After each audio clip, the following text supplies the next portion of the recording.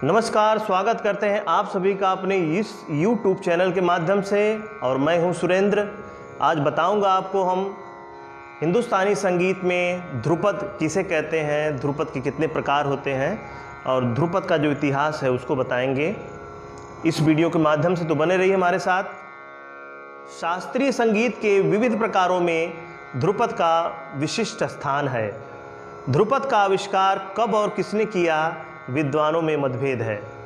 अधिकतर विद्वानों का ये मानना है कि ध्रुपद की रचना 13वीं शताब्दी में हुई थी।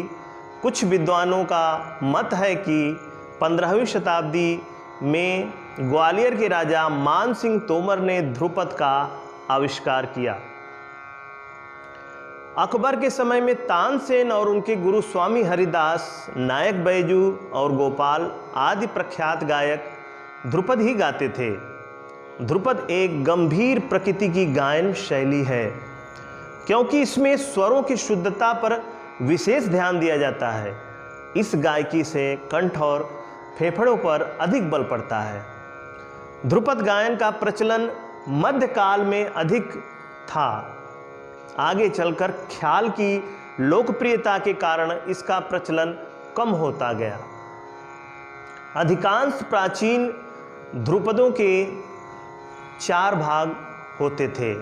पहला अस्थाई, दूसरा अंतरा, तीसरा संचारी और चौथा आभोग। किंतु वर्तमान समय में अधिकतर ध्रुपद के 2 भाग अस्थाई और अंतरा गाए जाते हैं। इनके शब्द अधिकतर ब्रज भाषा में होते हैं। इनमें वीर, भक्ति और श्रृंगार रस की प्रधानता होती है। ध्रुपद प्रायः 4 ताल, ब्रह्म ताल, शूल ताल, तिब्रा ताल, मत ताल और शिखर ताल आदि में गाया जाता है। ध्रुपद में ताल की संगति के लिए पखावज का प्रयोग करते हैं। पखावज बड़ा ही प्राचीन वाद्य है और अगर हम तबले के दोनों भाग को जोड़ दें तो पखावज हो जाएगा। यानी तबले का जो आविष्कार है वो पखावज से ही हुआ है। पखावज एक वाद्य यंत्र है जो दक्षिण भारत में ज़्यादा प्रचलन में है। उत्तर भारत में संगीत में भी प्रयोग होता है ध्रुपद वगैरह में।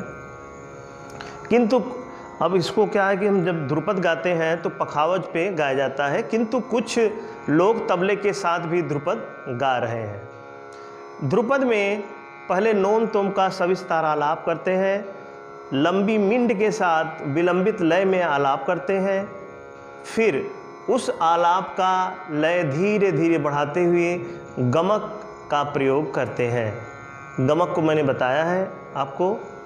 गमक यानी गंभीरतापूर्वक स्वरों के उच्चारण को हम गमक कहते हैं। शायद आपको भी 12th में पढ़ाया जाएगा। इसको उसी गमक कहते हैं। गंभीरतापूर्वक स्वरों के उच्चारण को हम गमक कहते हैं। पूरे ध्रुपद को उसके 4 भागों सहित गाने के पश्चात, 4 भाग यानी अस्थाई, अंतरा, संचारी और आभोग, इन 4 भागों के गाने के बाद विभिन्न प्रकार के लयकारियों में भी उसको गाते हैं हम। प्राचीन काल में ध्रुपद गायक को कलावंत कहा जाता था। कलावंत ध्रुपद गायक को प्राचीन काल में बोला जाता था। ध्रुपद के जो आश्रय स्थल है, ध्रुपद कहाँ कहाँ गाया जाता है, तो पहला है वैष्णव मंदिर और दूसरा है राज दरबार। प्रायः दोनों जगह ध्रुपद के साथ साथ नृत्य यानी डांस की भी परंपरा रही है। अब चलते हैं लास्ट में हम ध्रुपद की बानियाँ। ध्रुपद की कितनी बानियाँ हैं, तो बानियों का मतलब एक तरह से घराना मान सकते हैं हम।